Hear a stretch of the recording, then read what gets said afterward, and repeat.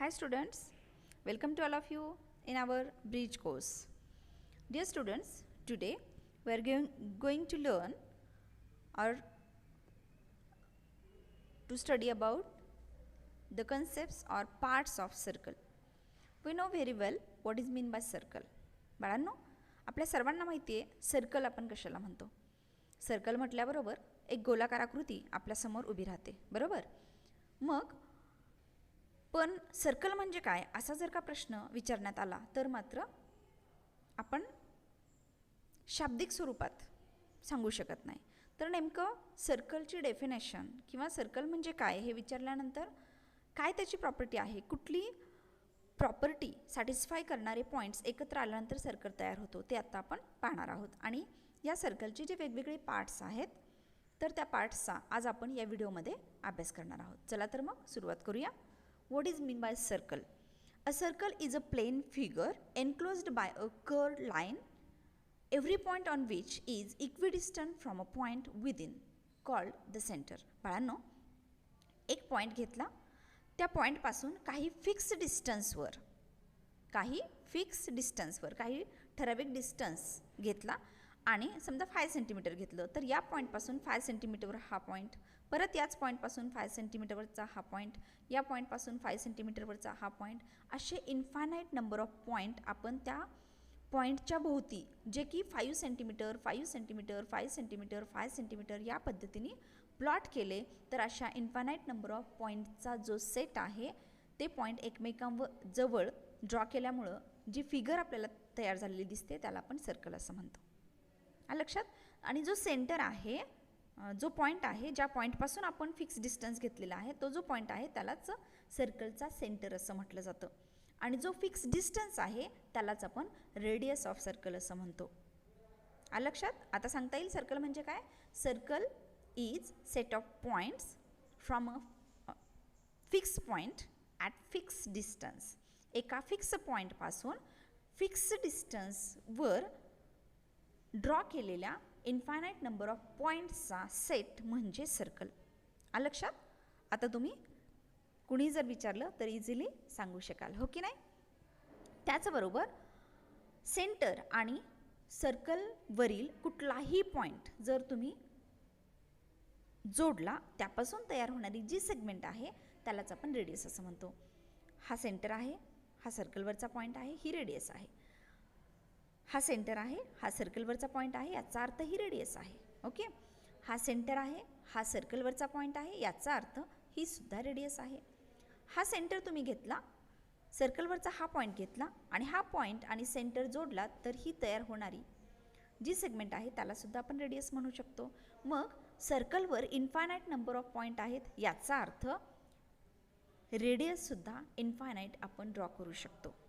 त्याचबरोबर जर समजा ही रेडियस आहे आणि ही दुसरी रेडियस आहे, या रेडियस कशा पद्धतीने जॉईन झालेल्या आहेत तर सेंटरमधून पास झालेल्या आहेत किंवा सेंटरच्या ठिकाणी त्या एकमेकांना मिळालेल्या आहेत आणि स्ट्रेट अँगल त्या ठिकाणी तयार झालेला आहे. याचा अर्थ सर्कलवरील कुठलेही 2 पॉईंट आणि सेंटर या 3 पॉईंटला कनेक्ट करणारी जी सेगमेंट आहे त्या सेगमेंटला आपण डायमीटर असं म्हणतो. काय म्हणायचं आहे. डायमीटर. मग डायमीटर आणि रेडियस या दोन्हीमध्ये काय रिलेशन असेल बरं. पहा, आत्ताच तुम्हाला सांगितलेलं ही रेडियस आहे आणि ही सुद्धा रेडियस आहे आणि या 2 रेडियस मिळून डायमीटर तयार झालेला आहे, बरोबर. मग रेडियस आणि डायमीटर या दोन्हीमध्ये काय रिलेशन असेल.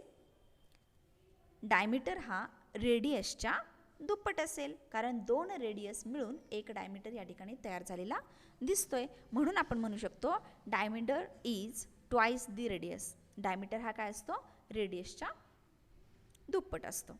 किंवा आपण म्हणू शकतो रेडियस ही डायमीटरच्या निमपट असते. Radius is half of diameter. Okay. आणि पुढचा भाग म्हणजे बाळांनो सर्कम्फरन्स. हा जो पार्ट तुम्हाला दिसतो या ठिकाणी गोलाकार कडा जी पॉईंटपासून तयार झालेली आहे तर त्यालाच आपण सर्कम्फरन्स ऑफ सर्कल असं म्हणू शकतो. यानंतर आपल्याला पाहिजे कॉर्ड. कॉर्ड म्हणजे काय. Chord of a circle is a line segment whose ends lie on the circle. सर्कलवरील कुठलेही दोन पॉईंट जोडणारी जी सेगमेंट आहे त्याला आपण कॉर्ड ऑफ सर्कल असं म्हणणार आहे. या ठिकाणी पहा, हा जो रेड सेगमेंट आहे याला आपण कॉर्ड म्हणू शकतो. सर्कलवरचा हा पॉईंट आणि हा पॉईंट याला जोडल्यानंतर हा तयार झालेला सेगमेंट याला आपण कॉर्ड असं म्हणायचं आहे. आता सेंटर आणि सर्कलवरचा एकच पॉईंट आहे, मग ही जी सेगमेंट आहे याला आपण कॉर्ड म्हणू शकत नाही.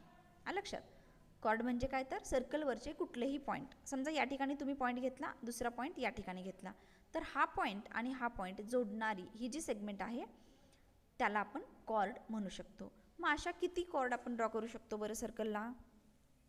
इनफायनाईट, कारण infinite points are there on circumference of circle. सर्कम्फरन्सवरती इनफायनाईट पॉईंट्स आहेत.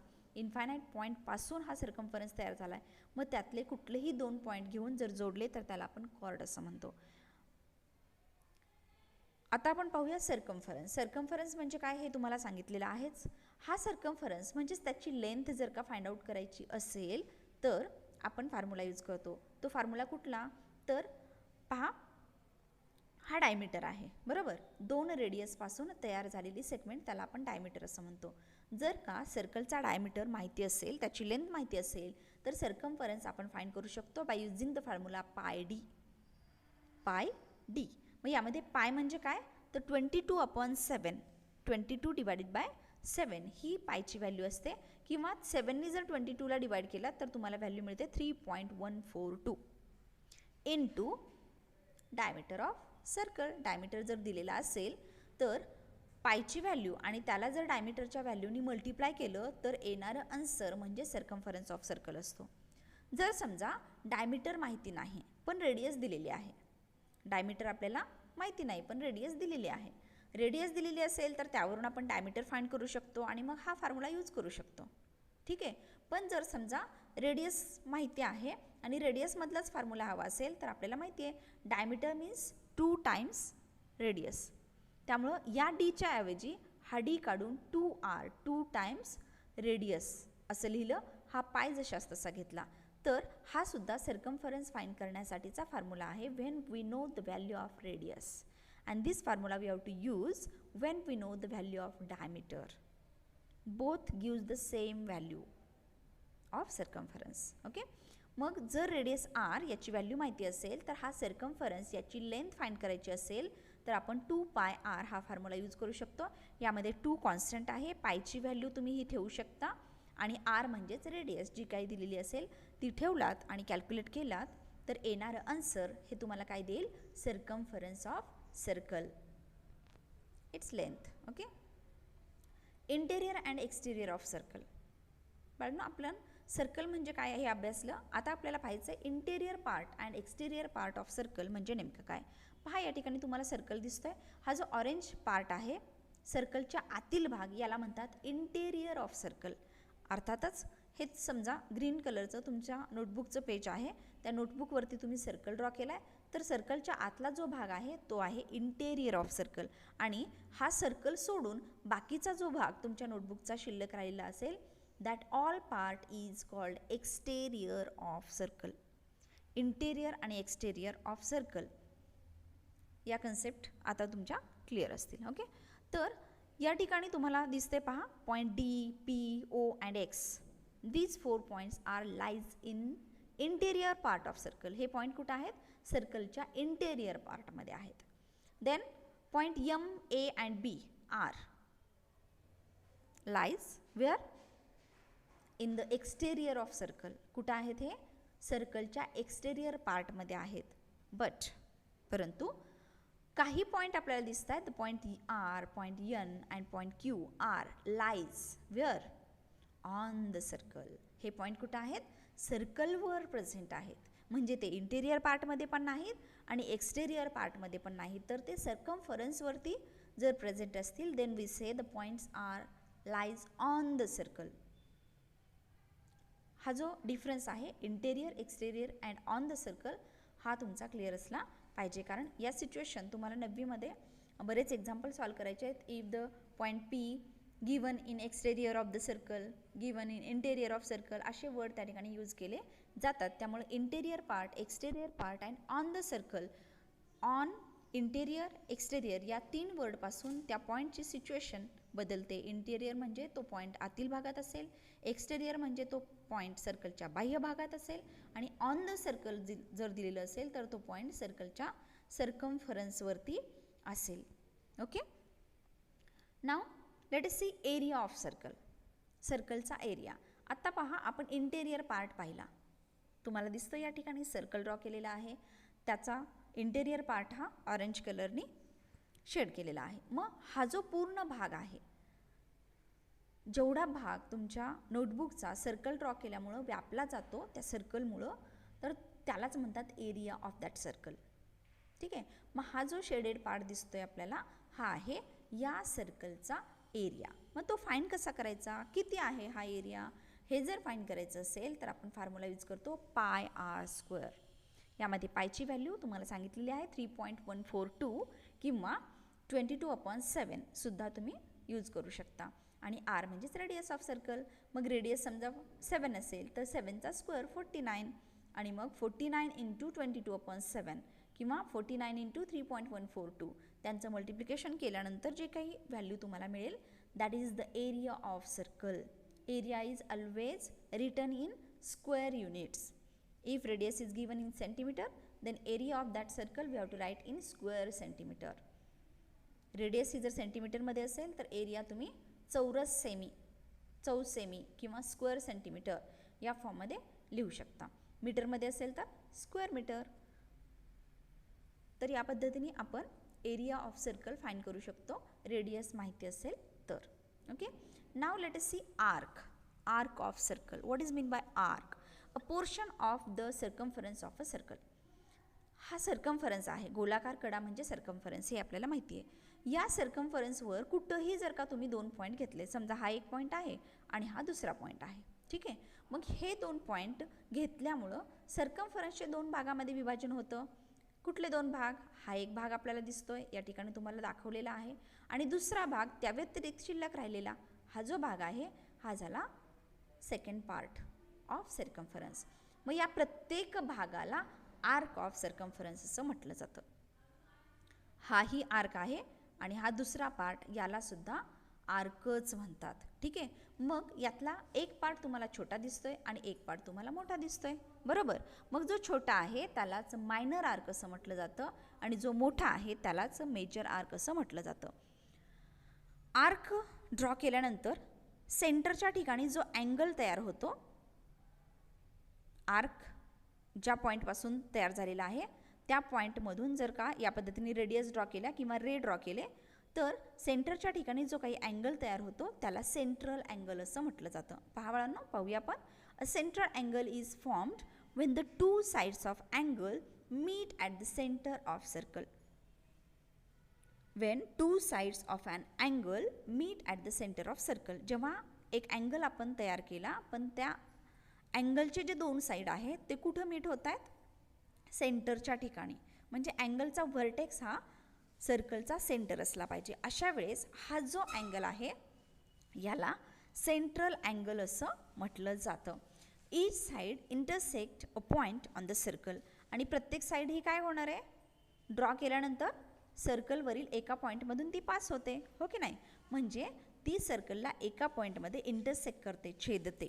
मग दुसरी साईड परत दुसऱ्या पॉईंटमध्ये इंटरसेक्ट करते. याचा अर्थ 2 पॉईंट आपल्याला या ठिकाणी इंटरसेक्टिंग पॉईंट मिळतात अँगलमुळं. आणि मग जर 2 पॉईंट असतील तर या सर्कम्फरन्सचे 2 भाग झालेले दिसत आहेत. पहा या ठिकाणी दाखवलेला आहे हा रेड पार्ट आणि दुसरा हा ऑरेंज पार्ट, बरोबर. आणि मग this circumference divided into 2 parts, dividing it into 2 parts and that each part is called as arc of circle. Arcs that are curve lines. Arc ह्या काय आहेत? कर्व लाईन आहेत. त्या स्ट्रेट लाईन नसतात कारण सर्कल हा सर्क्युलर आहे, circle हा गोलाकार आहे. त्यामुळं आर्क या कर्वड असतात, स्ट्रेट नसतात. आर्क म्हणजे काय आता तुम्हाला समजलेलं आहे. मग आता यामध्ये हा जो रेड आर्क आहे तो छोटा आहे आणि हा जो ऑरेंज आर्क तुम्हाला दिसतोय तो मोठा दिसतोय. There are 3 types of arcs. आर्क्सचे 3 टाईप्स आहेत, एक छोटा आणि मोठा. हे तर तुम्हाला कळलंच. मग तिसरा कुठला पाहूया आपण. A minor arc is part of circle in the interior of central angle with measure less than 180 degree. Central अँगलचा मेजर जो असतो ना तोच या आर्कचा मेजर असतो बाळांनो, लक्षात घ्या. हा सेंट्रल अँगल समजा 60 डिग्रीचा असेल तर या आर्कचा मेजरसुद्धा 60 डिग्री असतो. मग हा तयार होणारा अँगल जर 180पेक्षा लहान असेल, ठीक आहे, 180पेक्षा लहान असेल तर त्यापासून तयार होणाऱ्या आर्कला आपण काय म्हणणार आहे, मायनर आर्क. आणि 180पेक्षा मोठा असेल is major arc is the part of circle in the exterior of the central angle. हा सेंट्रल अँगल ॲक्यूट अँगल तयार झाला, हा मायनर आर्क आहे. आणि मायनर आर्क सोडून राहिलेला जो आहे त्याला आपण म्हणतो मेजर आर्क. लक्षात, मेजर आर्क हा त्याचं मेजर 180 डिग्रीपेक्षा जास्त असतं. 180 डिग्रीपेक्षा कमी असणारा मायनर आर्क, 180 डिग्रीपेक्षा जास्त असणारा मेजर आर्क. लक्षात. आता semi circles are congruent arcs whose end points lie on the diameter of the circle. तिसरा टाईप आहे आर्कचा, that is semi circle arc. पहा, स्ट्रेट लाईन जर का आपण ड्रॉ केली तर याचा मेजर असतो 180 डिग्री.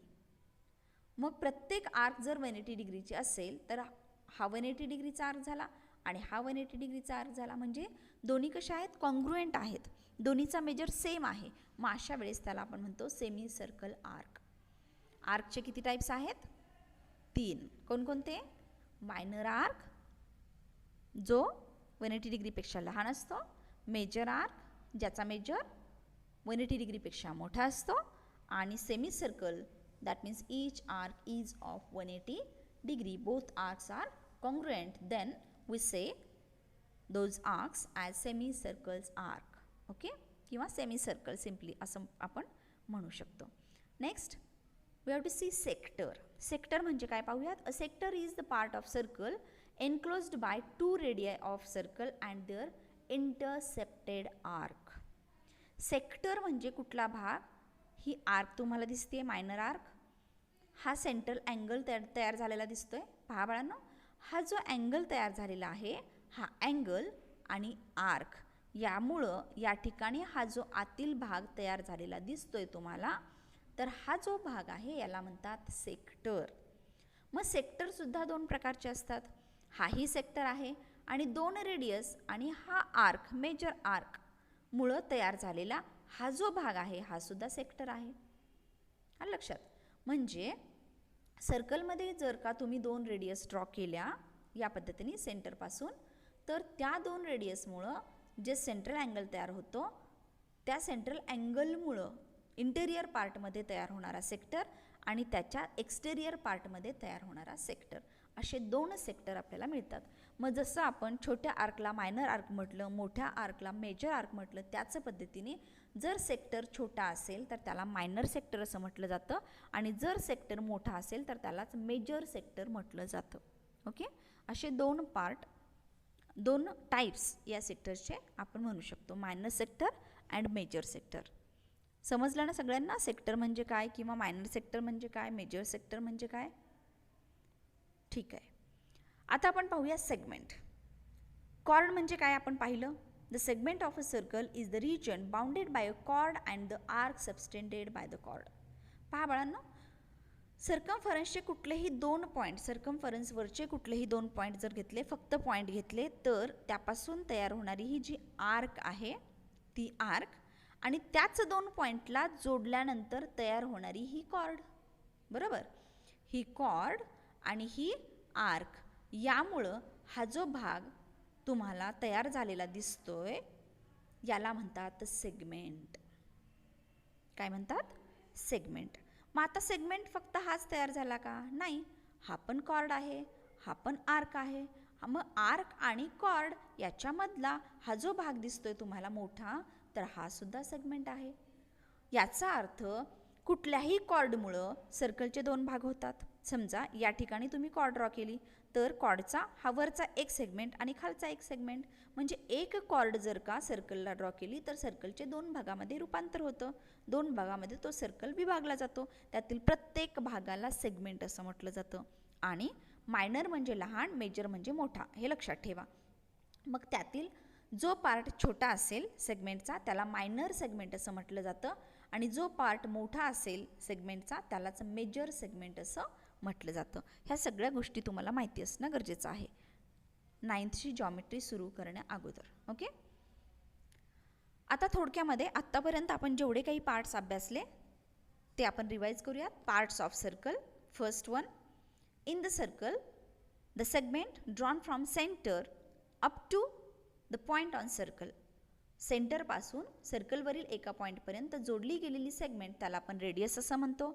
सेक्टर म्हणजे काय, तर सेंटरपासून जर रेडियस ड्रॉ केल्या आणि आर्क, त्या दोन रेडियस आणि आर्क यामुळे तयार होणारा हा जो ब्लॅक पार्ट तुम्हाला दिसतोय यालाही आपण सेक्टर म्हणतो. आणि हा जो ऑरेंज शेडमध्ये पार्ट आहे याला सुद्धा आपण सेक्टरच म्हणतो.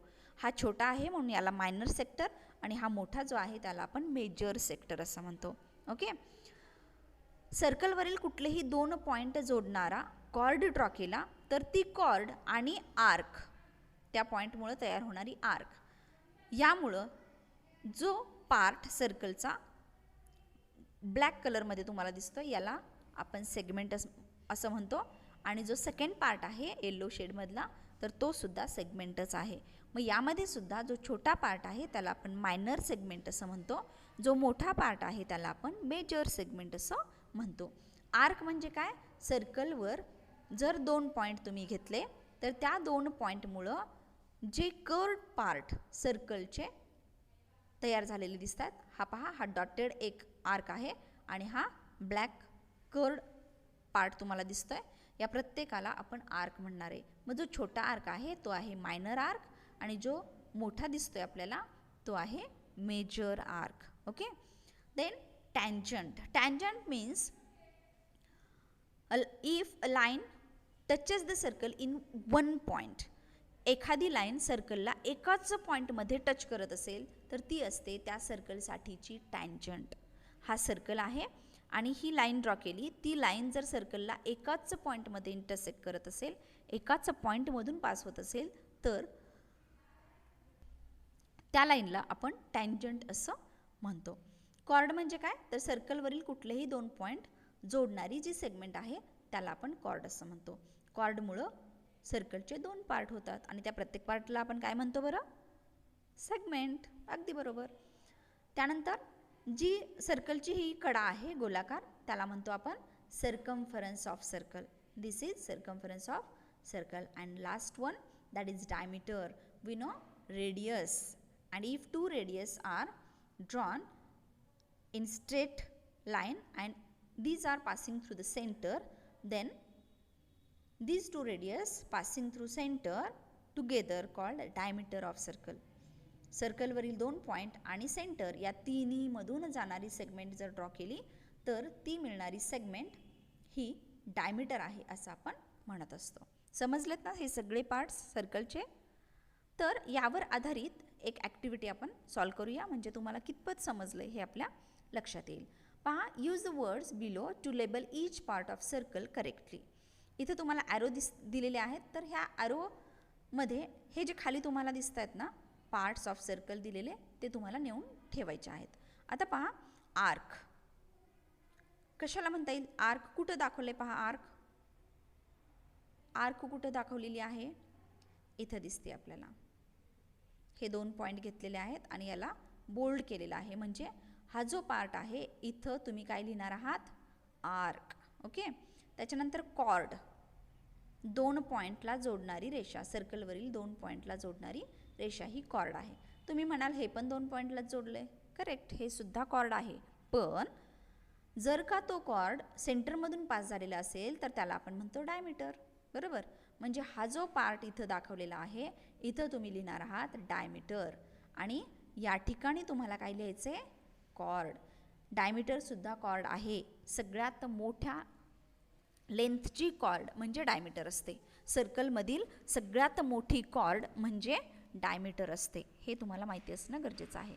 त्यानंतर सर्कम्फरन्स कुठं दर्शवला आहे बरं, सर्कम्फरन्स कशाला म्हणता येईल, सर्कम्फरन्स हा रेड पार्ट या ठिकाणी दर्शवलेला आहे. ही जी कडा आहे याला काय म्हणतात असं विचारलेलं आहे त्यामुळे सर्कम्फरन्स हे आन्सर या ठिकाणी येईल. पहा, आर्क हा आहे, कॉर्ड या ठिकाणी तुम्हाला लिहायचं आहे, या ठिकाणी येलो, सर्कम्फरन्स रेड, डायमीटर, या ठिकाणी तुम्हाला लिहायचं आहे रेडियस, रेडियस हा पार्ट, इथं सिंगल रेडियस दिलेली आहे बरोबर, त्यामुळे येलो ॲरो जिथं दर्शवला आहे तिथं तुम्हाला रेडियस लिहायचं आहे. सेक्टर, सेक्टर म्हणजे काय, कॉर्ड आणि 2 रेडियस आणि 1 आर्क यामुळे तयार झालेला पार्ट, त्याला आपण सेक्टर असं म्हणतो. म्हणजे या 2 रेडियस आणि हा आर्क यामुळे तयार झालेला हा जो भाग आहे जो ब्ल्यूनी दाखवला आहे हा असेल सेक्टर. सेगमेंट कशाला म्हणतात, कॉर्ड आणि आर्क त्यामुळे तयार झालेला पार्ट. या ठिकाणी विचारले पहा वायलेट कलरनी, तर हा पार्ट झाला सेगमेंट. ही कॉर्ड आणि हा आर्क यामुळे तयार झालेला हा जो छोटासा पार्ट आहे याला म्हणायचं आपण सेगमेंट. आणि टँजंट कशाला म्हणतात, तुम्हाला सांगितलं एखादी लाईन सर्कलला एकाच पॉईंटमध्ये टच करत असेल तर त्याला आपण टँजंट असं म्हणतो. त्यामुळे हा पार्ट इथं तुम्ही लिहिणार आहात टँजंट. समजलं ना सगळ्यांना. आर्क कुठे लिहायचं आहे, पिंक कलरच्या ॲरोच्या ठिकाणी आर्क येईल, येलो कॉर्ड येईल, सर्कम्फरन्स रेड ॲरोच्या ठिकाणी येईल, डायमीटर हा ग्रीन डार्क ग्रीन दिसतोय त्या ठिकाणी डायमीटर येईल, रेडियस येलो ॲरोच्या ठिकाणी येईल, सेक्टर ब्ल्यू ॲरोच्या ठिकाणी येईल, सेगमेंट वायलेट ॲरोच्या ठिकाणी येईल आणि टँजंट हा या फेंट ग्रीन कलरच्या ठिकाणी तुम्ही टँजंट लिहिणार आहात. हा जो काही पार्ट आज आपण अभ्यासलेला आहे बाळांनो, प्रत्येक पॉईंट तुम्ही नोट करायचा आहे तुमच्या नोटबुकमध्ये. कॉर्डपासून आर्कपासून तुम्हाला काही विद्यार्थ्यांना या कन्सेप्ट ऑलरेडी माहिती असतील तरीसुद्धा एक रिव्हिजन म्हणून पूर्ण कन्सेप्ट तुम्ही तुमच्या नोटबुकमध्ये कंप्लीट करायच्या आहेत. ठीक आहे, तर अशा पद्धतीने सर्कलचा जो पार्ट आहे तो पूर्ण या ठिकाणी संपलेला आहे. आणि विशेष म्हणजे आणखी एक सांगायचं आहे बाळांनो, तुम्ही जेव्हा व्हिडिओ पाहता तेव्हा व्हिडिओच्या खाली लाल कलरमध्ये सबस्क्राईब असं लिहिलेलं असतं. हे आपल्या शाळेचं चॅनल आहे, याला सबस्क्राईब करायला विसरू नका. आणि व्हिडिओच्या खालीच तुम्हाला लाईक करण्यासाठी सुद्धा सिम्बॉल असतो. तर या व्हिडिओला लाईक आणि चॅनलला सबस्क्राईब करायला विसरू नका, जेणेकरून जे व्हिडिओ अपलोड होतील चॅनलवरती त्याचं नोटिफिकेशन तुम्हाला लगेचच मिळत जाईल. Okay, bye bye, take care, see you.